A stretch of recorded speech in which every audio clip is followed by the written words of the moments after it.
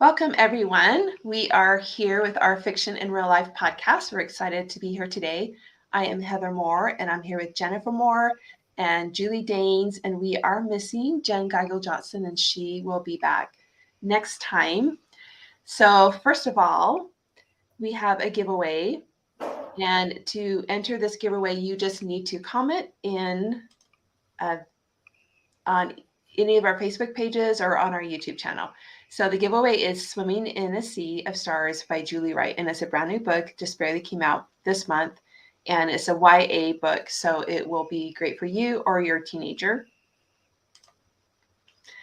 Basically, our episode today, we are going to be talking about some back to school antics. And I'm really excited to hear Jennifer's and Julie's story because they sent me pictures to show, but I have no idea what they're going to talk about. So let's actually start with Julie and her story. Okay. So this is I don't know. I had a hard time coming up with a good back to school story. So I don't know if this exactly qualifies, but this is what I've got. So I had, at the time, 3 children, and I was pregnant with my 4th. And I had just sent the other 2, back to school. It was like back to the beginning of the school year. And the other 2 had gone off to kindergarten and like first grade on the bus, And so my 3rd son, Jacob, had watched all this happen. And he was probably like barely 3 years old at the time, right? And he watched them all go off to school and he thought it was so cool and whatever. So I couldn't find an exact picture of him since I'm at the cabin of when he was this cute, darling little toddler. But here's a picture of him the way he likes to eat waffles a couple years later. Anyway, that was the best picture I had. So anyway, I send the kids off to school and I'm like totally exhausted because like I said, I was pregnant with my 4th kid. So I did what all terrible mothers do, and I turned the TV on and I laid down on the couch to like rest for a second. And I don't know, I guess I fell asleep a little deeper than I thought I did because all of a sudden the phone rang and it woke me up. And I answered the phone and it was this person. I had no idea. I didn't know who it was, but she was like a young woman. And she says, "Hi, do you have like a son, a little boy with like golden hair?" I go, yeah. And she says, "Well, I just found him out here outside of the neighborhood." So he had, while I was asleep, gotten a backpack to go to school. Oh, bless him. And he put it on and he walked out the front door and he left. And our house is in like a quiet little neighborhood, but you only have to go a short block and you're right on this super busy kind of main road. And that's where he was, on that main road. And luckily the backpack that he had our phone number in it. Like I had Sharpied our phone number into the backpack. And so she found this phone number. And she called and I'm like, yeah, I'll be right there. So I go running out there and he's trying to go to school. It's like a little grasshopper backpack, I remember. And he was just, I'm like, "What are you doing?" "I'm going to school, just like his older brothers."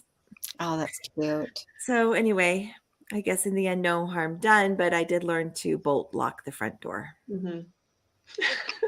Wow. And threaten him if threats work on 3-year-olds. I don't know. Right. Probably don't. Oh gosh, it's So would you pick that story? What's that? Would you pick that story since it's kind of a personal story? Oh, I mean, I feel like, okay, so I guess I would book it, but I do feel like it's more of a modern story, and I really do kind of write historical stuff. But I guess you could still, I mean, the story I'm working on right now has some kids in it, and I'm sure I could, work in a fun little one of the kids gets lost kind of thing. Yeah. So yeah. Always like adds a little tension there. What about you, Jennifer? Yeah, I'd book it. It's super cute. I love just the idea of a kid doing something that he's put together in his head, like, okay, well, this is what the older people are doing, so this is what I'm going to do. And it makes sense to him, and it ends up being like a disaster for everyone else. As long as nobody's hurt, I would put it in my book because I'm Yeah. a wimp about hurting a kid in a story.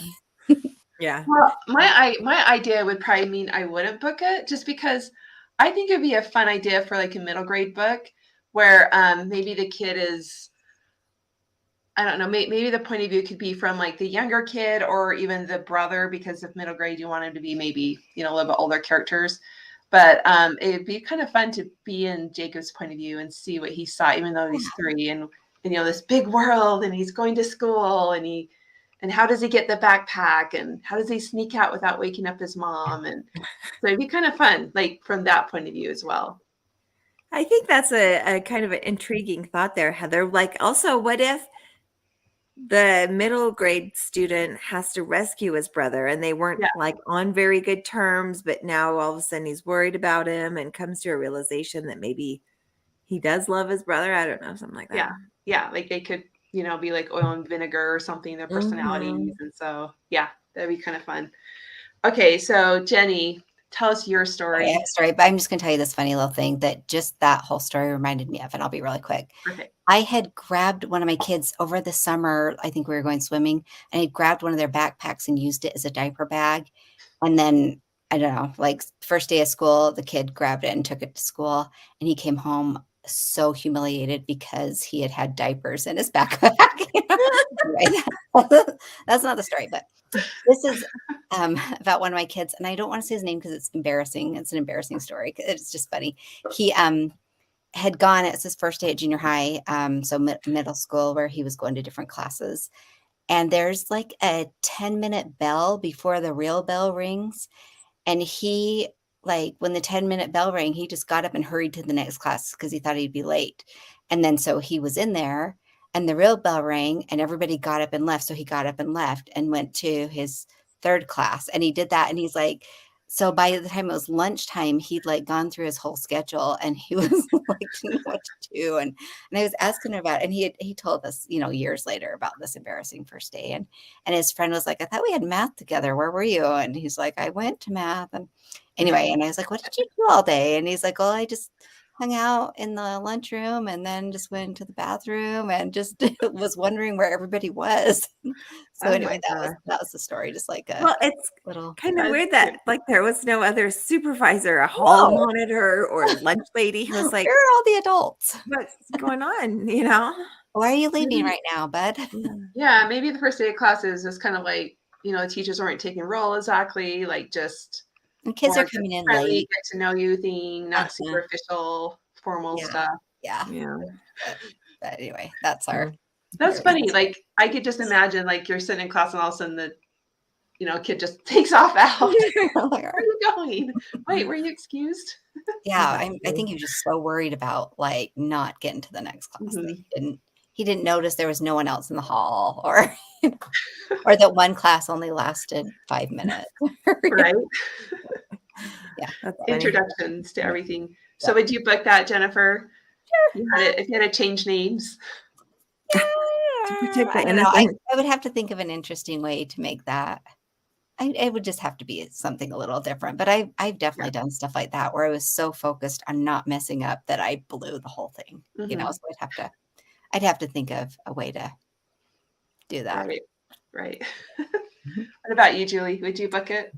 Well, again, I kind of run into the same problem, and that is that it's sort of a modern type story, you know, and I just don't think I could fit it in. But, you know, if you do like what Jenny suggested and step back and take just the overall theme of trying so hard maybe to do something right that you totally mess it up, or, you know, trying to do it on your own and not asking for help, any of that kind of thing. Yeah, I mean, you could work that into a book somehow, but just the whole high school bells, changing class doesn't really fit in my genres. Yeah, I think I'm the same. Like I probably wouldn't book it just because of it would land into that genre. So unless it was kind of like a character that was connected to my main character, if I was writing something modern, maybe I'm writing a parent, you know, the parent of this kid that comes home or something. I don't know, but I definitely think like the overarching theme, like Julie said, might be fun to explore though. So not to, make your son feel like his Even worse. embarrassing story was rejected. I'm sure he was dying of But, yeah. embarrassment. That's really Man, awkward. that's such a traumatizing. I still have those dreams that I'm in middle school and I can't get into my locker, or I don't remember what class I have next, or it must have been just such an impressionable time, and just One of my kids had such an embarrassing experience in grade school. I couldn't even tell it because it's too embarrassing. But seriously, he will sometimes just like, shudder. And I'm like, well, what are you thinking of? He's like, oh, that's super embarrassing. Clear back. Yeah. Oh, it's there's when years we're ago. It's yeah, so weird how certain memories just stay with you and that emotion is still there. and that emotion. Yeah. Yeah. So I actually have a quick story too. When my youngest daughter was going to junior high, my next daughter up, I think she was about 16. And so I thought, you know what, when I take them shopping, either of them, like they don't like anything you pick out, and it just turns into kind of a fight between everybody. So I told my oldest daughter, I said, here's a budget. You take your sister school shopping. And they were so excited. So, I thought this will be so fun. They can spend like all day. They can go try stuff on. I don't have to sit there and, follow them around. So they come home and they stayed in budget. And then they started pulling out the clothes that basically my oldest daughter, or the older daughter, she, she's very, I don't know how to explain her, but she goes all out on her outfits. And my younger daughter kind of did too, but within more reason. And so she pulls, I still remember it was this gold, like silky dress. Oh my. And like high heel. So, this is my daughter that's basically 12. High heel, strappy gold sandals. And then these really fancy like clip things. And I'm thinking, I don't know where. I mean, she could maybe wear that to like a wedding reception, but it even felt like overdressed because in Utah, people are very, very casual, unfortunately. And so, even at nice events. And so, but she had also bought a really cute, like overall. I'll put the picture up of her in her overalls. So I was trying not to crush her cute little bright eyes about what she's going to wear on her first day of school. But I said, why don't you just wear that to like church, or when you're, a photo shoot, we'll go in the counties and do pictures. But this, other outfit would be better. And the other things that they bought too were, and this is, early August when it's 100 degrees outside, are just these fall sweaters. I'm like, you can't wear those for like 3 months. And that's, of course, everyone's problem when we go official back to school shopping. But I just thought it was so funny that, I was like, yes. And I was really tempted to return that other outfit because I'm like, I don't know if she'll ever wear it. But she obviously did wear it, but thankfully not to school. So I don't know if I probably wouldn't book that story either. It's kind of fun to tease my daughters about. But I'd have to obviously start writing in middle grade or young adult genre to kind of use a story like that. What about you, Jennifer? Yeah, I'd book it. I love that. I love kids getting money, and you trusting them to do something normal with it, and they do something crazy. Yeah. I had a kid that bought a full Spider-Man costume with like his back to school money, and he's like, I'm going to get more use out of this than my mom. Yeah, I love it. And kids are kids through history. They all do something dumb. They all do something dumb. What about you, Julie? Would you book it? I would probably try and figure out a way to put something similar in a book because it's hilarious. And one time my husband and I went on vacation and our kids were, I guess, well, we thought they were old enough to leave home alone, but maybe not. And we left them this nice little pack of money so they could buy some food, right? Mm-hmm. And my oldest son convinced them all that they should pool all that money together and go over to Walmart and buy Nintendo games. And just be hungry. So worth it. I don't know what they ate, but they had some Nintendo games. So. Yeah, next time I'm like, I'm not leaving the money with the oldest child. Probably the youngest would honestly have been a better option. Which one is the more responsible? Right. Doesn't go by age usually. Yeah. I mean, stale bread and peanut butter. I don't know. Ramen. They can survive. Yeah, ramen. Oh, that's awesome. Well, we hope everybody has a great back to school season and with very, very few mishaps. So as just a reminder, we are doing a book giveaway. If you make a comment on any of our Facebook posts or on YouTube, we will enter you into this giveaway and we'll give you a few days before we pick a winner. And don't forget, we are always looking for fun episode ideas. So if you have kind of a crazy story or a story you think no one will believe, it can be even something from your family history or something your friend or family member has gone through.